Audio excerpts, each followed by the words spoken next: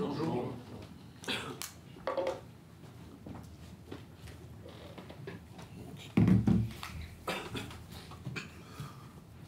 Allez, quand vous voulez. Bonjour Moussa. Bon, je suppose que vous avez réanalysé un peu le dernier match. Il y a pas mal de souffrance. Je pense que les supporters souffrent un peu sur certaines fins de match depuis quelques temps. Qu'est-ce que vous en pensez? Vous avez dû beaucoup en parler entre vous sans doute et avec le staff. Non, mais c'est sûr que... Vous m'entendez bien, c'est bon? Oui. Non, c'est sûr que la fin du match contre Paris FC elle est très frustrante. Surtout au vu de notre première heure où on domine totalement ce match, où on est sur un 3-0 clair et net. Et c'est vrai que le scénario du match est difficilement explicable. Donc c'est 2 points de perdus en plus sur notre chemin, c'est sûr. Mais il ne faut pas tout remettre en question. Je pense que c'était juste 3 jours avant, le match contre Strasbourg. C'était pas longtemps avant. Où on a fait un top match, peut-être l'un de nos meilleurs matchs de la saison et où on remporte ce match. Donc non, il ne faut pas tout remettre en question loin de là, parce que Strasbourg, c'était que 3 jours avant. Par contre, après le match contre Toulouse, vous aviez été assez sévère en disant que vous aviez manqué d'humilité un petit peu. Est-ce que sur ce match-là, tu penses que vous avez reproduit les mêmes erreurs ou c'est autre chose là? Non, Toulouse, je n'avais pas dit qu'on avait manqué d'humilité. J'avais dit surtout qu'on a mal géré le match et se doit d'aller vers l'avant. Et on ne pouvait pas gérer le match de cette manière-là. Bien au contraire, on doit vouloir mettre le deuxième et le troisième but. Là, c'est un contexte totalement différent. Ça se rapproche un peu de Rennes parce qu'on prend un carton rouge. Mais là, c'était plus décevant parce qu'on mène 3-0. Le match n'est pas si compliqué que ça. Et on a le match entre nos mains où on a les 3 points. On les laisse filer parce que certes il y a un carton rouge, mais bon, comme je l'ai dit à la fin du match à vos confrères, ils prennent un rouge, je crois, 5-10 minutes après. Et quand on a 10 contre 10, on est à 3-1. Donc non, là c'est d'autres raisons. Et c'est des raisons qu'il faut qu'on trouve vite parce qu'il ne faut pas plus que ça se reproduise parce qu'on n'a pas le temps de perdre des points en chemin. Donc voilà, il faut apprendre de ces moments-là. On reste un groupe très jeune, où il n'y a pas une énorme expérience dans le groupe, et c'est là où les leaders, on doit faire plus. Donc voilà, on va apprendre de nos erreurs parce que c'est sur notre chemin, on ne doit pas laisser de points passer, mais on est obligé d'avancer parce que Brest arrive vite. Moussa, bonjour. Quand on prend du recul sur la saison de l'OL, finalement c'est dans la globalité une très bonne saison parce que vous avez gagné tous vos matchs d'Europa League, vous êtes quasiment à 2 points par match en championnat. Et pourtant, est-ce que dans le groupe, il n'y a pas une frustration de se dire que tous les points que vous avez perdus, toutes les défaites, le match nul, c'est des points perdus de manière assez incroyable à chaque fois? C'est très frustrant parce que, comme vous l'avez dit, les attentes, elles sont moindres. Je pense qu'au début de saison, beaucoup de personnes nous voyaient jouer le maintien. Voire même certains de vos confrères parlaient même d'une descente en Ligue 2 parce qu'on ne serait pas prêts, nous, à affronter la Ligue 2. Ça, c'était le discours des journalistes. Nous, notre discours n'a jamais été celui-là parce qu'on a toujours cru au projet, cru aux joueurs qui étaient là, cru à nos dirigeants qu'ils allaient nous ramener des joueurs qui pouvaient nous aider, et c'est chose faite. On l'a montré depuis le début de saison. On a battu tous nos concurrents directs pour l'Europe, que ce soit Strasbourg à domicile, Marseille à domicile, Lille et Lens à l'extérieur. Donc on a fait des superbes opérations. Mais voilà, c'est sur certains matchs où on gère mal les matchs, parce que c'est surtout des gestions de matchs. On fait un peu notre âge, on fait un peu notre manque d'expérience, comme je l'ai dit. Donc évidemment c'est frustrant parce que c'est des points qu'on perd en chemin. Et c'est des points qui auraient pu nous mettre plus haut au classement. Donc je vois que l'exigence maintenant, elle est élevée de la part de tout le monde, mais nous, on reste concentré sur notre objectif qui est d'être concentré, gagner les matchs les uns après les autres. Et voilà, on doit juste gagner en régularité. Et je pense qu'à partir de ce moment-là, la saison sera encore meilleure qu'elle ne l'est déjà parce qu'elle est très bonne. Pour prolonger là-dessus, sans remettre en cause évidemment le staff, mais des fois on a eu l'impression de revivre un peu Old Trafford, toute proportion gardée. Est-ce que dans la gestion des matchs, essayer de conserver un score, c'est quelque chose qui ne vous va pas finalement, en faisant rentrer des joueurs plutôt à vocation défensive, en essayant de garder un score comme ça a été le cas au Paris FC, alors que c'est un promu, que vous le dominiez? Je comprends la question, pourquoi on fait le parallèle avec Manchester. Après, je pense que chaque match était différent. Les matchs là, précédents, on a peut-être rajouté des défenseurs, mais ce n'est pas forcément que pour défendre. Je pense qu'on peut avoir une organisation où on met 5 défenseurs.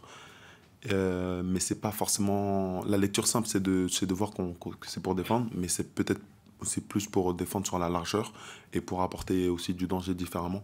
Après, c'est nous, les joueurs, on doit garder le même mindset. Parce que c'est pas les systèmes qui font la différence, c'est surtout comment on les anime. Mais à partir du moment où on perd en concentration, forcément, l'animation ne peut être que mauvaise. Et c'est ça, c'est cette gestion de match qui est problématique. C'est pas forcément le système, c'est surtout la gestion. Et on doit travailler là-dessus parce que c'est, comme je l'ai dit tout à l'heure, c'est des points de perdus et des points qu'on a en main qu'on lâche. Donc on va travailler là-dessus. Et que ce soit en 4-4-1, en 5-3-1 ou peu importe, c'est pas une raison pour perdre des points comme ça. Comment on travaille justement là-dessus? Parce que votre coach, là, juste avant, nous parlait pour le PFC d'un problème mental à ce moment-là. Comment justement, voilà, vous le disiez il y a quelques instants, on a un groupe jeune, on apprend aussi, il y a le rôle des cadres. Comment justement on fait en sorte de travailler sur cet impact mental? C'est le plus dur dans le football. C'est le plus dur dans le football parce que quand c'est l'aspect technique, tactique, on va sur le terrain, on répète les gammes, on répète, c'est la chose la plus simple. L'aspect mental, en plus c'est un sport collectif, c'est ça qui est compliqué. Quand c'est un sport comme la boxe, voilà, tu travailles avec un prépa mental, c'est toi et toi. Là, tout ce qui est collectif, c'est vraiment... Les joueurs d'expérience doivent vraiment inculquer quelque chose, doivent vraiment aider le groupe, encore plus qu'on le fait déjà. On le fait beaucoup, hein, mais on doit le faire plus. C'est notre rôle d'expliquer, soit à travers une expérience personnelle ou ce qu'on a pu vivre dans d'autres groupes, qu'un match, c'est vraiment 95 minutes. On le sait, on sait que c'est 95 minutes, mais le dire et l'appliquer vraiment, c'est beaucoup plus compliqué. Et un championnat, c'est un marathon et c'est très long et c'est très difficile. Il y aura toujours des scénarios où demain, ça va peut-être nous arriver où nous, on sera derrière au score par 2 ou 3 buts d'écart et on va revenir, on va vivre un match exceptionnel. Là, sur ce début de saison, c'est plus contre nous, c'est à ces moments-là. Mais on a montré contre Strasbourg, où c'est la première fois où on est mené, où on revient et derrière, on gagne le match. Donc tout ça, c'est un aspect mental, mais qu'il faut reproduire chaque match. Et c'est ça qui fait la différence entre les footballeurs professionnels de haut niveau et les autres. Et c'est là où nous, on doit avancer, progresser là-dessus. Je pense que beaucoup voyaient la marge de progression sur la qualité, parce qu'on ne voyait pas trop de qualité dans le groupe. Finalement, c'est pas du tout ça le problème, parce que nous, on a eu confiance en nous, en nos qualités, mais c'est pas grave, on doit aller chercher, on doit progresser partout, et là, on doit progresser sur cet aspect-là, parce que ça arrivait 2 fois. Mais comme je l'ai dit, il n'y a rien d'alarmant, et il y a le point positif, c'est qu'en Strasbourg, on a montré qu'on était capable de le faire. Maintenant, le reproduire, et c'est ça qui fera qu'on engendre les points. Tu disais que le groupe est jeune, mais l'expérience, finalement, elle se fait sur le terrain. C'est-à-dire que c'est par ces matchs-là, malgré tout, que l'expérience se fait. Exactement. C'est ce que j'avais dit l'année dernière. J'avais fait une conférence de presse après Manchester. On a le mauvais rôle contre Manchester. Mais c'est des matchs, à aucun moment je regrette d'avoir vécu ça, parce que c'est des scénarios que tu veux vraiment en fait revivre de ce genre de match en étant du bon côté. Et voilà, c'est en jouant, c'est en accumulant de l'expérience, en accumulant des minutes. Il y a beaucoup de jeunes joueurs qui n'avaient jamais joué en Ligue 1 avant ce début de saison-là, donc faut remettre tout dans son contexte. Mais on se doit d'apprendre vite aussi. On se doit d'apprendre vite parce que nous, on sait à l'intérieur, et ça reste entre nous, la saison qu'on a envie de faire. Donc on se doit d'apprendre vite. Il y a des jeunes qui sont arrivés, qui viennent d'arriver, qui découvrent vraiment le monde professionnel. Ils se doivent d'apprendre vite parce qu'on compte sur eux, peut-être beaucoup plus vite que ce qui était prévu initialement. Mais c'est tellement des joueurs de qualité, ils le montrent tellement à l'entraînement que voilà, c'est comme ça. Et nous, comme je répète encore une fois, les joueurs cadres, les joueurs d'expérience qui avons un peu plus de bouteilles, ben on se doit d'en faire vraiment, vraiment plus pour le bien de notre groupe. À Brest, c'est une équipe qui rate un petit peu son début de saison, qui joue le maintien. Malgré ça, on sent que ça peut être un match très difficile. Vous allez vous faire brasser, surtout dans les premières minutes, etc. À quoi tu t'attends, toi, et comment être vigilant par rapport à ça? Ben, déjà, en ne regardant pas le classement. Parce que le classement, il est trompeur. Comme vous venez de le dire, Brest, c'est une équipe qui est vraiment difficile à jouer, qui l'a toujours été. Et c'est l'un des déplacements les plus compliqués de notre championnat. Donc, la plus grosse erreur, ça serait de se fier au classement de Brest. Et j'ai même vu le match contre Paris la semaine dernière. Certes, ils perdent 3-0, je pense, mais ils ont l'opportunité de revenir à 2-1 et ils les mettent en difficulté sur certains aspects de jeu. Donc voilà, les prendre très, très, très au sérieux. L'année dernière, ils nous ont battu, je crois, 3-1 là-bas. C'était un match hyper difficile. C'est l'un de nos pires matchs, mais parce qu'ils nous ont mis en difficulté. C'est pas nous. On a été mauvais, certes, mais eux nous ont mis en difficulté avec leur qualité. Ils ont des très bons joueurs. Je pense à Del Castillo, je pense à Jork, je pense à Chotard. Voilà, ils ont des bons joueurs, donc on doit être vigilant. Mais si on reste focus sur notre projet de jeu, sur la manière dont on joue depuis ce début de saison qui est excellente, et rajouter, améliorer les points à améliorer, on gagnera ce match. Mais ça va être un match très difficile. On connaît votre implication personnelle hein, qui touche forcément le groupe. Ça veut dire que quand il y a des matchs comme ça un peu frustrants comme celui de Paris, vous allez revoir 2 fois le match, vous êtes encore plus déterminé le lendemain, vous montez encore en pression un peu plus? Ouais, le match, il est déjà revu. Il est déjà revu parce que mais c'est passé. Voilà, c'était il y a 2 jours, mais je l'ai déjà revu. Et comme je l'ai dit, ouais, c'est dommage. C'est dommage, mais ouais, j'en prends que le positif à chaque fois. Le négatif, justement, je le prends pour l'améliorer, que ce soit à titre personnel ou collectif. Et le positif, bon, faut le conserver.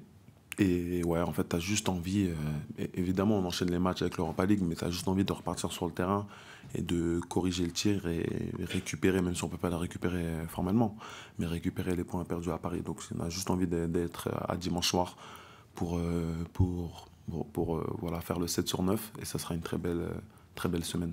Sur le terrain, à l'entraînement, vous êtes un peu plus tendu, un peu plus... Après un match comme ça, vous parlez un peu plus, vous criez Non, pas du tout, pas du tout. Le foot, tu gagnes, tu perds, tu fais des nuls. Et non, pas du tout, t'es pas du tout tendu. Nous, on reste tous ensemble, c'est ça qui fait notre force depuis le début de saison. Et comme je le répète, il n'y a pas de drame. Il n'y a pas de drame. On a pris un point.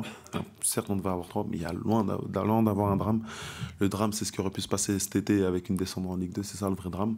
Le drame, le début du drame aurait été qu'on soit là 17e, 18e. On est à 2 points du premier du championnat au mois de novembre, quasiment au mois de novembre. Je pense que personne n'aurait mis une pièce là-dessus. Donc il faut tout recontextualiser. On est très très très très bien.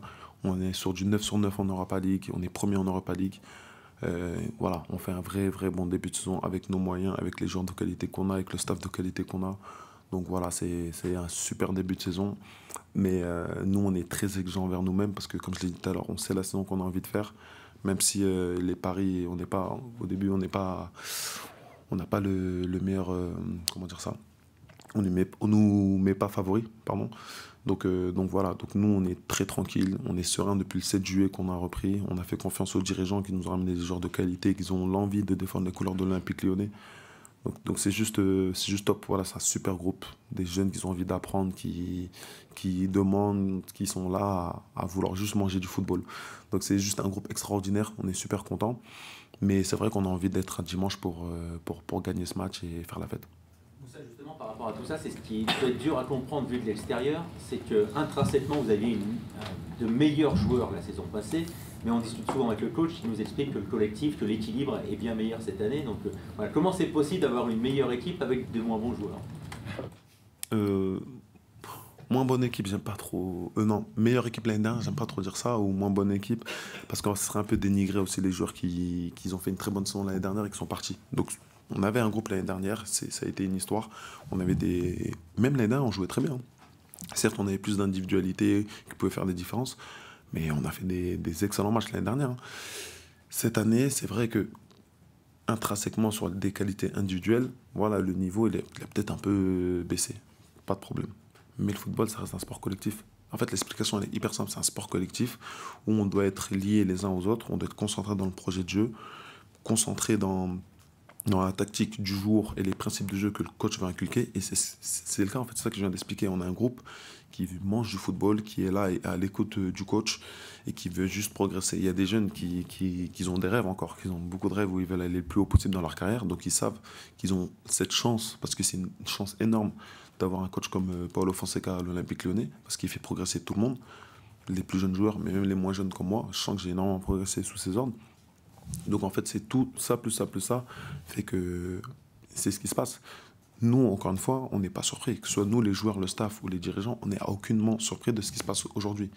On n'aurait pas pensé peut-être avoir 18 points, mais on n'est pas surpris du travail fourni, de tous les compliments qu'on fait sur notre jeu. On n'est absolument pas surpris parce que la mentalité de notre groupe, elle est incroyable. c'est peut-être l'un des groupes les plus incroyables que j'ai vécu.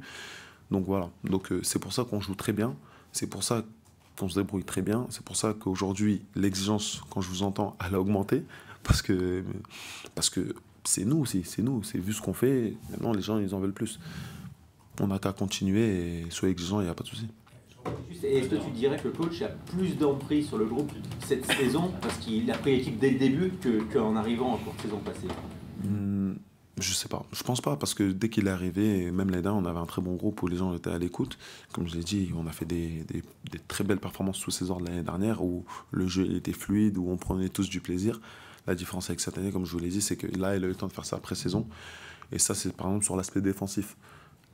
Là, la plus grosse différence, où on parle souvent de « Ah, vous avez fait beaucoup de clean sheets, vous êtes la deuxième meilleure défense de Ligue 1 », ça, vraiment, pour le coup, oui, je le mets sur le coup que le coach a eu le temps de faire sa prépa, il a eu le temps de mettre ses principes de jeu en place, il a eu le temps de faire des analyses sur les buts qu'on prenait l'année dernière et corriger ça, nous l'expliquer d'abord avant de le pratiquer.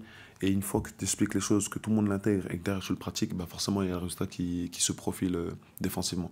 Donc c'est sur ça, oui, je vous le mets sur l'aspect, le fait que le coach a eu le temps de faire sa pré-saison. Ça, c'est surtout sur l'aspect défensif. Sur l'aspect offensif, il avait déjà mis les principes de jeu en place l'année dernière, mais il a dû les réinculquer aux nouveaux joueurs et ça fait la bonne mayonnaise qui est en train de prendre cette année. Moussa, juste une dernière question. On prépare un petit dossier sur la peur dans le foot. Est-ce que toi, en tant que joueur, comment tu gères ça, l'appréhension, la crainte, la peur? Est-ce que tu l'as déjà ressenti sur un terrain ou dans... Voilà. Comment tu... À titre personnel? Ouais. Le mot peur n'existe pas pour moi. En fait, le football, c'est tout sauf de la peur. C'est juste s'amuser. C'est de l'excitation. À chaque fois, admettons, si je pars dans un stade où il y a 80 000 personnes, où c'est chaud, une ambiance hostile, moi, ça m'excite, en fait. Je me dis, mais c'est juste exceptionnel, en fait. Tu joues au foot pour ces moments-là. Et c'est ce que tous mes amis me demandent, parce qu'ils jouent au foot, mais ils jouent dans un monde amateur. Et c'est la différence entre le monde amateur et professionnel, c'est ça. C'est la télé, c'est les spectateurs. C'est juste magnifique, exceptionnel. Donc moi, c'est juste de l'excitation. Au plus il y a du monde, au plus je suis excité. Au plus il y a des gens qui regardent, au plus je suis excité. Au plus c'est des matchs importants, des compétitions importantes. Si demain il y a la Coupe du Monde, c'est juste incroyable. Et c'est pour ces raisons-là que tu joues au foot. Donc non, c'est juste du bonheur. J'en profite et voilà. C'est juste un bonheur de jouer dans des atmosphères comme ça. Pour ou contre mon équipe. Profites-en. Voilà, un maximum. Merci bien. Merci. Ça va enchaîner avec les filles pour ceux qui restent. Allez. Au revoir. Merci, au revoir.